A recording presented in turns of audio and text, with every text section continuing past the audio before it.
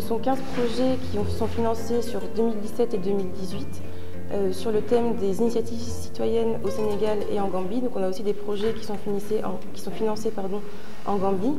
Et en particulier, nous finançons le projet Club Changement Climatique de Action Solidaire Internationale pour lequel nous sommes réunis aujourd'hui.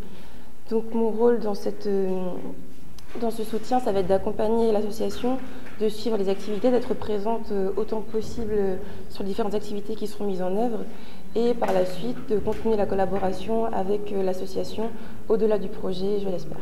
Nous avons déjà travaillé les années passées avec Action Solidaire Internationale de façon étroite, je dois dire. On a partagé des réunions internationales. Nous étions par exemple aux différentes COP sur les changements climatiques, en particulier à Paris.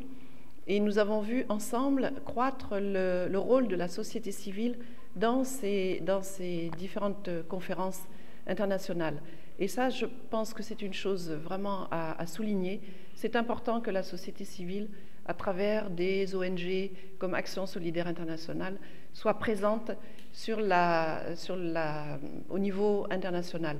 Pourquoi? Parce que toutes les préoccupations qui sont liées au changement climatique, et on va dire de façon plus générale au développement durable, ne peuvent qu'être portées par la société civile. C'est la société civile qui doit mettre en œuvre tout ce qui est décidé à des niveaux plus gouvernementaux, on va dire. Mais toutes les stratégies qui vont être mises en place, quelles qu'elles soient, devront être portées, mises en œuvre par la société civile. Et donc c'est à ce titre-là qu'elle est importante, et c'est à ce titre-là aussi que nous sommes heureux, au niveau du ministère de l'Environnement et du Développement durable, d'accompagner des ONG de ce type et des projets comme ce projet Club Changement Climatique pour pouvoir leur donner plus de poids, pour pouvoir leur permettre aussi de se faire mieux entendre et pour pouvoir partager les avis, qu'ils viennent d'en haut, qu'ils viennent d'en bas, qu'ils viennent du milieu, à tous les niveaux. On doit travailler beaucoup plus en concertation pour qu'effectivement les stratégies qui vont être élaborées puissent être réellement mises en œuvre sur le terrain. Donc ce projet a tout son sens et je suis vraiment heureuse de pouvoir partager ce moment aujourd'hui avec les différentes ONG, l'ambassade de France aussi qui appuie ce projet, avec bien sûr Action Solidaire Internationale, le CONGAD et d'autres ONG qui sont ici présentes. C'est vraiment un grand plaisir, un grand moment pour moi.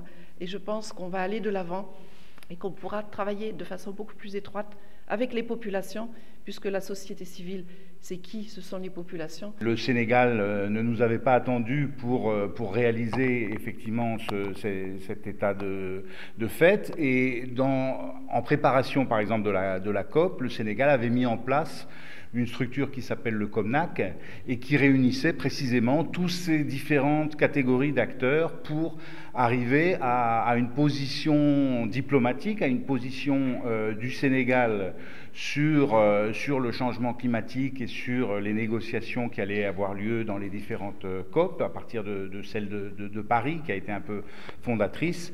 Et donc, du côté de l'ambassade, on s'est dit qu'il était important, nous aussi, d'appuyer des organisations comme Action Solidaire Internationale.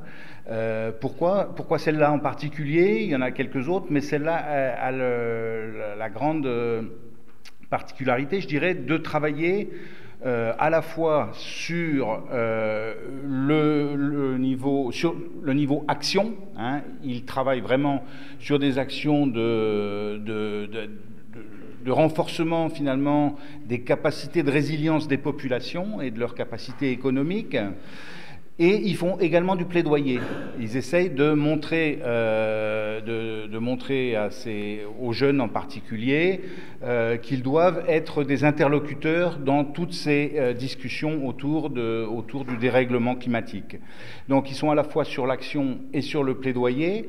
Et puis, autre particularité, ils sont à la fois sur le local, avec des actions très concrètes sur le terrain, et puis avec le petit coup de pouce donc, que l'ambassade leur a donné, ils ont eu l'occasion de valoriser cette action locale, cette action de terrain, cette action de plaidoyer dans un cadre international au niveau des COP, d'accompagner la délégation officielle sénégalaise et de pouvoir rentrer en contact avec d'autres organisations du monde entier qui sont présentes dans la partie de la COP. Vous savez, il y a une partie étatique et une partie société civile, et donc ils étaient présents dans l'une et l'autre, et ils ont pu valoriser et vraiment, au sens strict du terme, mettre en valeur et exploiter le potentiel qu'ils avaient sur le terrain au Sénégal.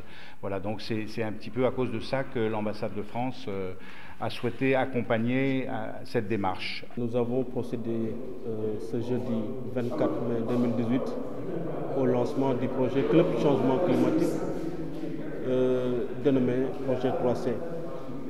Ce projet est initié par Action Solidaire Internationale à la suite d'un constat qui a été fait sur le niveau d'information et de compréhension des jeunes par rapport aux questions sur les changements climatiques.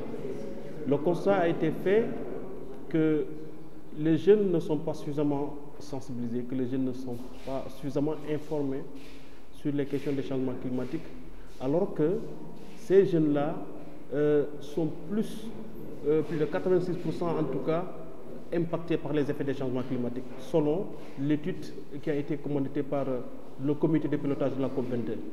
Donc, à la suite de tous ces constats, Action Solidaire Internationale a décidé de mettre en œuvre ce projet pour mobiliser les jeunes, les sensibiliser, mais également les former autour justement des questions de changement climatique.